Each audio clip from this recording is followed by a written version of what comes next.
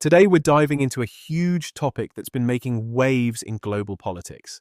NATO, defense spending, and some serious accusations about how governments are playing games with budgets.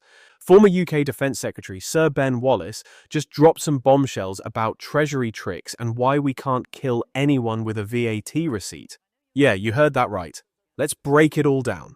Nick Thomason was right. He called it a once-in-a-generation, event. Donald Trump has come in, very clear messaging at NATO last week, which was the United States is no longer going to be the primary guarantor of European security, right?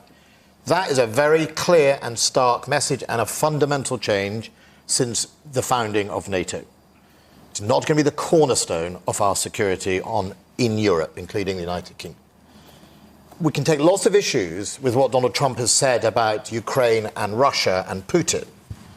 But we do have to listen to the very stark warning the United States governments, going back to President Obama, has been giving, which is we all have to take a greater share of our responsibility in keeping ourselves safe and secure and defending our values. But Neve's question is, should we commit to President Trump's demands on increased spending? And if so, where should the money come from? I know you're not in government any longer, but first of all, it's important to finish this because for decades, both governments of different colours have hollowed out defence and taken the defence budget and spent it on lots of other policies. Everything from roads, transport, foreign aid, whatever.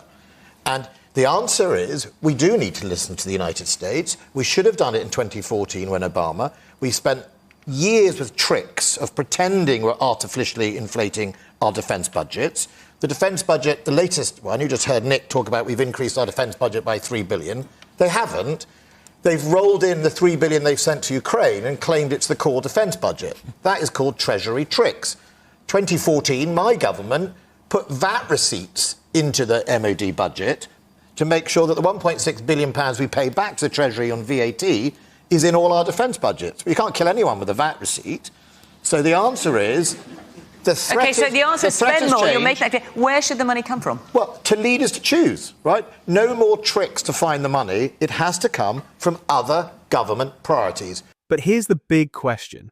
Should countries like the UK commit to increased defence spending? And if so, where's the money supposed to come from? That's where things get really interesting. Enter Sir Ben Wallace. He's calling out successive governments, both Conservative and Labour, for what he calls Treasury tricks. Basically, he's accusing them of artificially inflating defence budgets to make it look like they're spending more than they actually are. How? Let's break it down. First, there's the recent claim that the UK increased its defence budget by £3 billion. Sounds great, right?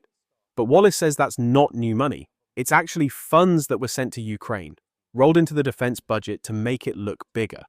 Sneaky, huh? And then there's the VAT receipts. Yep, VAT, the tax you pay on your morning coffee. Wallace revealed that in 2014, the government included VAT refunds in the defense budget to make it seem like they were spending more. His exact words? We can't kill anyone with a VAT receipt. This isn't just a UK issue. It's a wake-up call for all of Europe. With the US stepping back from its role as the primary security guarantor, countries need to get serious about defense spending, no more smoke and mirrors.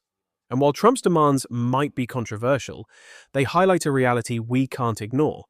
The world is changing and we need to adapt.